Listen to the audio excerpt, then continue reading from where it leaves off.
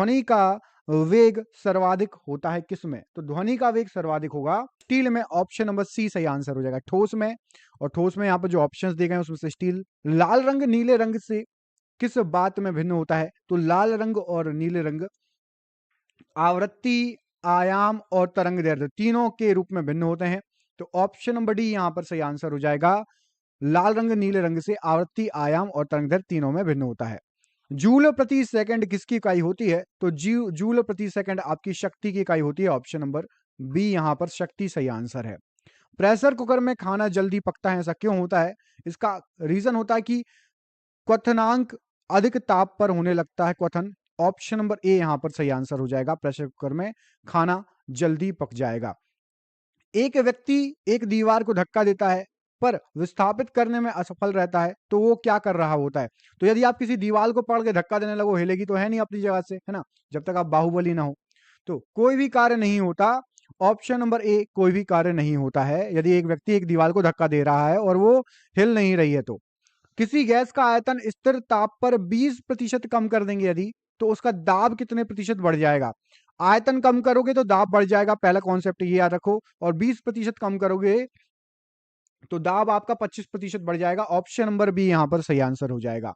निम्नलिखित युगों में से किन भौतिक राशियों के समान विमीय सूत्र नहीं है? तो आपको बता दें किसका नहीं है समान विमीय सूत्र। तो सबसे पहले ये बता दें किस किसका है। तो भार एवं बल का समान विमीय सूत्र है। आवेग और संवेग का भी समान विमीय सूत्र है। आवेग, संवेग, भार, बल। कार्य और ऊर्जा का भी समान है, कार्य और ऊर्जा। बल और दाब मतलब फोर्स और प्रेशर का नहीं है। तो यहां पर ऑप्शन नंबर आपका ए बिल्कुल सही आंसर हो जाएगा इस प्रश्न के लिए। भैया बल और दाब का विमीय भौतिक राशियों का विमीय सूत्र समान नहीं है। आर्क वेल्डिंग में आवश्यक डीसी वोल्ट कितना होता है? तो जो आर्क वेल्डिंग होती है उसमें कम से कम चाहिए 200 से 250 वोल्ट। ऑप्शन नंबर सी यहां पर सही आंसर हो जाएगा आर्क वेल्डिंग के लिए। पानी पर तैरती वस्तु का आभासी भार कितना होता है? तो जो पानी पर तैरती हुई वस्तु है उसका आभासी भार शून्य होगा, तभी वो तैर रही है। आभासी भार की बात हो रही है। ऑप्शन नंबर बी यहां पर सही आंसर हो जाएगा। जब पानी जमता है तो उसका घनत्व क्या होता है? कम होता है, बढ़ जाता है? तो पानी जब जैसे ही जमेगा ना तो उसकी डेंसिटी या घनत्व घट जाएगा। ऑप्शन नंबर ए घट जाता है पानी का घनत्व। एक स्वतंत्र रूप से लटका हुआ चुंबक सदा ठहरता है किस दिशा में? बिल्कुल सिंपल आंसर इसका, वो उत्तर दक्षिण में ठहरेगा। चुंबक में हमेशा एक नॉर्थ पोल होता है और एक साउथ पोल होता है, याद रखना, ठीक है। एक नॉर्थ पोल होगा और एक आपका होगा साउथ पोल। अगला क्वेश्चन देखिए, 1 किलोग्राम राशि का वजन कितने न्यूटन होता है? 1 किलोग्राम को न्यूटन में कन्वर्ट करना है तो 1 किलोग्राम राशि का वजन जो आपका न्यूटन में होगा वो होगा 9.8 न्यूटन। ऑप्शन नंबर सी यहां पर सही आंसर हो जाएगा, 9.8 न्यूटन। अंतरिक्ष में दो बिंदुओं की पृथकता की दूरी को क्या कहते हैं? तो अंतरिक्ष में दो बिंदुओं की पृथकता की दूरी को लंबाई कहा जाता है। ऑप्शन नंबर बी लंबाई यहां पर सही आंसर है। एक्स किरणें पार नहीं कर सकती क्या? तो एक्स किरणें पहले किस किस को पार कर सकती हैं वो बता देता हूं आपको। मांस को पार कर जाएंगी, त्वचा को पार कर जाएंगी, लकड़ी को भी पार कर जाएंगी। मानव की अस्थियों को पार नहीं कर पाएंगी। ऑप्शन नंबर बी यहां पर सही आंसर हो जाएगा, मानव की अस्थियों को पार नहीं कर सकती। एस आई इकाई में लेंस की शक्ति क्या होती है? भैया बहुत ही शानदार क्वेश्चन है, आपको एग्जाम में मिलेगा। एस आई इकाई में लेंस की शक्ति होती है dioptre. Option number B dioptre right answer हो जाएगा। कैमरे में किस प्रकार का लेंस प्रयोग किया जाता है? तो कैमरे में आपका उत्तल लेंस का प्रयोग किया जाता है। ऑप्शन नंबर ए उत्तल लेंस राइट आंसर हो जाएगा।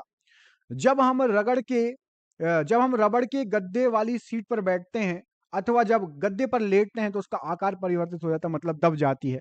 अब ऐसे पदार्थ में कौन सी ऊर्जा पाई जाती है? गद्दे पर बैठोगे दब जाएगा, उसमें कौन सी ऊर्जा होती है आपको ये बताना है। तो उसमें होगी आपकी ऑप्शन नंबर बी स्थितिज ऊर्जा। ऑप्शन नंबर बी यहां पर सही आंसर हो जाएगा। फ्लक्स घनता और चुंबकीय क्षेत्र की क्षमता का अनुपात किस माध्यम में होता है? तो फ्लक्स घनता और चुंबकीय क्षेत्र की क्षमता का जो माध्यम होता है, सही आंसर हो जाएगा आपका ऑप्शन नंबर डी पारगम्यता। ऑप्शन नंबर डी यहां पर सही आंसर हो जाएगा। ध्वनि तरंगे कैसी होती हैं? तो ध्वनि तरंगे जो होती हैं हमेशा लंबवत तरंगे होती हैं। ऑप्शन नंबर ए लंबवत तरंगे होती हैं ध्वनि तरंगे। शून्य में स्वतंत्र रूप से गिरने वाली वस्तुओं की या का क्या समान होगा? तो स्वतंत्र रूप से आप ऊपर से छोड़ोगे वस्तु को शून्य में, तो शून्य में उसका समान त्वरण होगा। ऑप्शन नंबर सी समान त्वरण राइट आंसर हो जाएगा। एक प्रकाश वर्ष इससे सर्वाधिक समीप है, तो एक प्रकाश वर्ष समीप है 1016 मीटर के। यदि लोलक की लंबाई 4 गुनी कर दी जाए तो लोलक झूलने का समय कितना हो जाएगा? तो पेंडुलम या लोलक जो रहता है, आपने देखा होगा घड़ी में भी लटका रहता है, ठीक है, वो इस तरफ और इस तरफ जाता है। यदि उसको और लंबा 4 गुना लंबा कर दोगे उसको, तो उसके झूलने का समय जो होगा वो हो जाएगा 2 गुना। ऑप्शन नंबर बी 2 गुना समय हो जाएगा। एक वस्तु को कहां रखा जाए ताकि उसकी एक मूल तथा आभासी स्थिति उन्नतोत्तर लेंस द्वारा समान आकार में पाई जा सके, तो आप उस वस्तु को कहां रखेंगे? तो उस वस्तु को आपको रखना पड़ेगा फोकस दूरी की दुगनी लंबाई पर, मतलब ऑप्शन नंबर सी फोकस दूरी की दुगनी लंबाई राइट आंसर हो जाएगा इस प्रश्न के लिए। किसी भी स्थिर या गतिशील वस्तु की स्थिति की बात हो रही है और दिशा में तब तक कोई परिवर्तन नहीं होता जब तक उस पर कोई बाह्य सक्रिय ना हो। यह किसका नियम है? तो ये नियम है आपका न्यूटन जी का। अब न्यूटन का ये कौन सा नियम है? तो न्यूटन का ये पहला नियम है। ऑप्शन नंबर ए न्यूटन का पहला नियम हो जाएगा राइट आंसर इस प्रश्न के लिए। किसी पिंड का गुणधर्म जो विश्व में अपनी स्थिति के स्वतंत्र है कैसा होगा? तो किसी पिंड का गुणधर्म विश्व में अपनी स्थिति जो है विश्व में अपनी स्थिति के स्वतंत्र है संहति। ऑप्शन नंबर डी यहां पर सही आंसर हो जाएगा इस प्रश्न के लिए। ऑप्शन नंबर डी संहति राइट आंसर हो जाएगा। लुढ़कती हुई गेंद दूर तक लुढ़कने के बाद स्वयं क्यों रुक जाती है? तो लुढ़कती हुई गेंद दूर तक लुढ़कने के बाद ऑप्शन नंबर ए घर्षण बल के कारण स्वयं ही रुक जाती है। यहां पर आपका ऑप्शन नंबर ए फ्रिक्शन, इंग्लिश में, हिंदी में घर्षण बल के कारण स्वयं ही रुक जाएगी, राइट आंसर हो जाएगा इस प्रश्न के लिए। अगला क्वेश्चन देखिए, ये रहा आपकी स्क्रीन पर। इसमें आपसे पूछा गया है कि कोई साइकिल सवार किसी मोड़ पर घूमता है तो वो किस तरफ झुक जाएगा? तो यदि कोई साइकिल सवार किसी मोड़ पर, तो वो भीतर की ओर झुक जाएगा। ये आपका गोला है, यदि कोई साइकिल चला रहा है तो वो थोड़ा तिरछा होकर, आपने मोटरसाइकिल की रेस देखी होगी, तो मोटरसाइकिल जब मोड़ पर आती है ना, तो वो लोग झुक जाते हैं किस तरफ? जिस तरफ अंदर की तरफ, ठीक है। ऑप्शन नंबर सी यहां पर सही आंसर हो जाएगा, भीतर की तरफ झुकेगा वो, option number C right answer है। अगला क्वेश्चन देखिए, अगले क्वेश्चन में पूछा गया है कुंडली में प्रेरित विद्युत चुंबकीय क्षेत्र किसके समानुपातिक होता है? तो कुंडली में प्रेरित विद्युत चुंबकीय बल जो होता है, क्षेत्र होता है, वो कुंडली के जरिए चुंबकीय गोलक की परिवर्तन दर के समानुपाती होगा। ऑप्शन नंबर यहां पर बी बिल्कुल सही आंसर हो जाएगा। थोड़ा टफ क्वेश्चन है, फिजिक्स का क्वेश्चन है ये। विद्युत मात्रा की इकाई क्या है? तो विद्युत की इकाई, विद्युत मात्रा की इकाई आपकी एम्पियर होती है। Option number A ampere right answer हो जाएगा। रेटिना के बीच में एक वृत्ताकार स्थान होता है जिसे क्या कहते हैं? तो रेटिना के बीच में एक वृत्ताकार स्थान होता है जिसे कहा जाता है पीत बिंदु। ऑप्शन नंबर सी पीत बिंदु राइट आंसर हो जाएगा। अवतल लेंस का उपयोग आंख के निम्नलिखित दोष के निवारण के लिए किया जाता है। तो अवतल लेंस का उपयोग निकट दृष्टि दोष के निवारण के लिए किया जाता है। ऑप्शन नंबर सी यहां पर सही आंसर हो जाएगा। विद्युत धारा के चुंबकीय प्रभाव की खोज किस वैज्ञानिक ने की? तो विद्युत धारा के चुंबकीय प्रभाव की खोज की है ऑस्टेड ने। Option number Oersted, option number ए राइट आंसर हो जाएगा। एक लिफ्ट में किसी व्यक्ति का प्रत्यक्ष भार वास्तविक भार से कम होता है जब लिफ्ट किस तरफ जा रही हो? तो वास्तविक भार से कम होगा यदि त्वरण के साथ एकदम से नीचे आए तो आप ऊपर चिपक जाओगे लिफ्ट के। एकदम से लिफ्ट कोई छोड़ देना तो लिफ्ट के ऊपर चिपक जाओगे। निम्नलिखित में से किस रंग की सर्वाधिक तरंग दैर्ध्य होती है? तो सर्वाधिक तरंग दैर्ध्य लाल रंग की होती है। ऑप्शन नंबर ए लाल रंग यहां पर सही आंसर है। पृथ्वी सूर्य से प्रचुरतम मात्रा में ऊर्जा निम्न रूप से प्राप्त करती है। तो पृथ्वी सूर्य से ऊर्जा जो प्राप्त करती है वो अवरक्त तथा ताप ऊर्जा के माध्यम से प्राप्त करती है। ऑप्शन नंबर बी यहां पर सही आंसर हो जाएगा।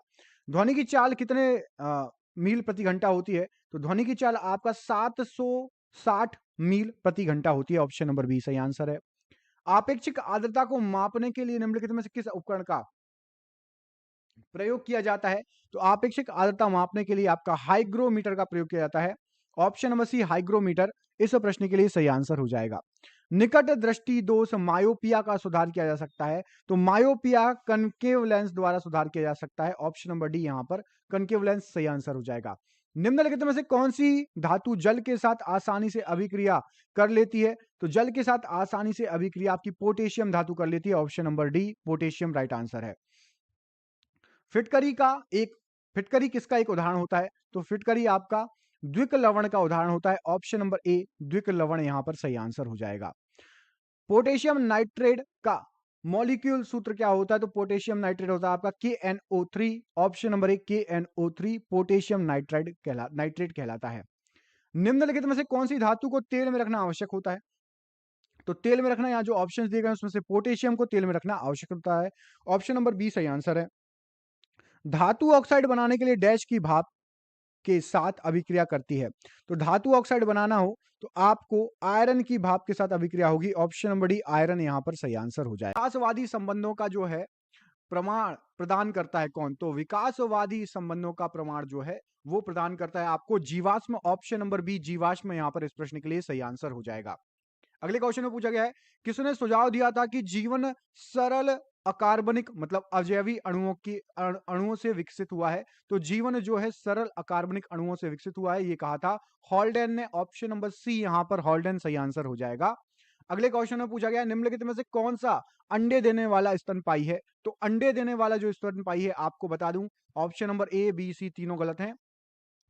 प्लेटिपस, ऑप्शन नंबर यहां पर डी सही आंसर हो जाएगा। Platypus, option number D platypus एक अंडे देने वाला स्तनपायी है। अगला क्वेश्चन पूछा गया है, विकास का सिद्धांत हमें बताता है कि कैसे जीवन सरल से अधिक जटिल रूपों से विकसित हुआ है? तो ये जो है ये किसके द्वारा संबंधित है? ये कहा गया है आपका Darwin. Option number B Darwin यहां पर सही आंसर हो जाएगा। चार्ल्स डार्विन या डार्विन राइट आंसर है। जैविक विविधता का आधारभूत स्रोत क्या है? तो जैविक विविधता का आधारभूत स्रोत आपका उत्परिवर्तन होता है। ऑप्शन नंबर ए उत्परिवर्तन यहां पर सही आंसर हो जाएगा। टैगिकलोसस के बीच की संयोजक कड़ी क्या है? तो टैगिकलोसस के बीच की संयोजक जो कड़ी होती है वो है आपका सरीसृपों और स्तनधारियों, सरीसृप और स्तनधारी। ऑप्शन नंबर डी सही आंसर हो जाएगा। अब आप हमें कमेंट करके बताइए, मैं आपसे क्वेश्चन पूछता हूं, छिपकली किस कैटेगरी में आती है? छिपकली किस कैटेगरी में आती है? सरीसृप है या स्तनधारी? कमेंट बॉक्स में कमेंट करके बताइएगा छिपकली के बारे में। 19वीं शताब्दी ने प्राकृतिक चयन द्वारा प्रजातियों के विकास का सिद्धांत प्रस्तुत किया था। ये बताइए किसने किया था? तो विकास का सिद्धांत प्रतिपादित किया था चार्ल्स डार्विन। ऑप्शन नंबर यहां पर बी राइट आंसर हो जाएगा। फिर से वही सेम विकास के सिद्धांत, यहां पर भी आपका चार्ल्स डार्विन सही आंसर है। जैविक विकास को डैश के तौर पर परिभाषित किया गया है, तो जैविक विकास को प्राकृतिक चयन के रूप में परिभाषित किया गया है। ऑप्शन नंबर सी यहां पर सही आंसर हो जाएगा, प्राकृतिक चयन। निम्नलिखित में से कौन प्रजातियों की संख्या को बनाए रखने और उसकी विलुप्तता को रोकने के लिए आवश्यक है? तो यहां पर आपका प्रजनन जो है प्रजातियों की संख्या को बनाए और उसकी विलुप्तता को रोकने के लिए आवश्यक है प्रजनन। ऑप्शन नंबर ए यहां पर सही आंसर हो जाएगा। मनुष्य की अनुवांशिकी का पता लगाया जा सकता है कैसे? तो मनुष्य की अनुवांशिकी का पता अफ्रीकी मूल से लगाया जाता है। ऑप्शन नंबर ए अफ्रीकी मूल राइट आंसर है। ओरिजिन ऑफ स्पीसीज पढ़ लिया हमने, चार्ल्स डार्विन की पुस्तक है। पुनर्जनन का अर्थ क्या होता है? तो पुनर्जनन का अर्थ होता है आपका खोए हिस्से का प्रतिस्थापन, छोटे खंड से जीव के पूरे शरीर का निर्माण और कलियों का निर्माण। ऑप्शन नंबर डी सही आंसर हो जाएगा। उपरोक्त सभी विकल्प यहां पर सही आंसर हो जाएंगे। अगले क्वेश्चन में पूछा गया है वंशानुक्रम की इकाई क्या है? तो वंशानुक्रम की इकाई आपकी genes. Option number D genes यहां पर वंशानुक्रम की इकाई है। राइट आंसर हो जाएगा ऑप्शन नंबर डी जीन। अगला क्वेश्चन देखिए, इनमें से कौन सा पुरुषों में पाया जाता है? तो पुरुषों में जो है अपना वाय गुणसूत्र पाया जाता है। ऑप्शन नंबर ए वाय गुणसूत्र पुरुषों में पाया जाता है। अगला क्वेश्चन देखिए, निम्नलिखित में से कौन सी विशेषता मटर के एक पौधे में अप्रभावी होती है? तो मटर का पौधा जो है इसमें झुरीदार बीज नहीं होते, हरी फली होती है, गोल बीज होते हैं, पीले बीज भी होते हैं मटर में। आपका ऑप्शन नंबर बी यहां पर अप्रभावी है। मटर के पौधों में कैरेक्टर रिसेसिव होते हैं, तो मटर के पौधों में कैरेक्टर रिसेसिव जो होते हैं वो होते हैं आपका झुरीदार बीज। ऑप्शन नंबर डी झुरीदार बीज यहां पर राइट आंसर हो जाएगा। महिला रोगाणु कोशिका मतलब जर्म सेल में गुणसूत्रों की संख्या कितनी होती है? तो इसमें गुणसूत्रों की संख्या होती है आपकी 23। ऑप्शन नंबर ए 23 यहां पर सही आंसर हो जाएगा। अगले क्वेश्चन में पूछा गया कि मेंडल ने किस आधार पर युग्मकों की शुद्धता का नियम बनाया था? तो मेंडल ने जो है एक संकर संकरण मतलब मोनो हाइब्रिड क्रॉस के आधार पर शुद्धता का नियम बनाया था। ऑप्शन नंबर डी यहां पर सही आंसर हो जाएगा। आमतौर पर मेंडेलियन कारक क्या कहलाते हैं? तो आमतौर पर जो मेंडेलियन कारक हैं वो आपके कहलाएंगे ऑप्शन नंबर जीन। ऑप्शन नंबर बी यहां पर सही आंसर हो जाएगा। वैज्ञानिक जीजे मेंडल का निधन कब हुआ था? तो वैज्ञानिक जीजे मेंडल का निधन 1884 ईस्वी। ऑप्शन नंबर ए यहां पर सही आंसर हो जाएगा।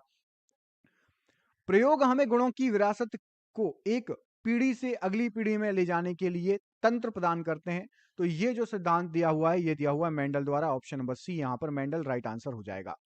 एलील होते हैं, तो एलील क्या होते हैं? एलील होते हैं आपके जीन का वैकल्पिक रूप, एलील कहलाता है। ऑप्शन नंबर बी जीन का वैकल्पिक रूप राइट आंसर हो जाएगा एलील के लिए।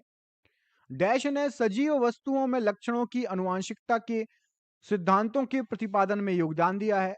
तो आनुवांशिकता के सिद्धांतों के प्रतिपादन में योगदान दिया गया है ग्रेगर मेंडल द्वारा।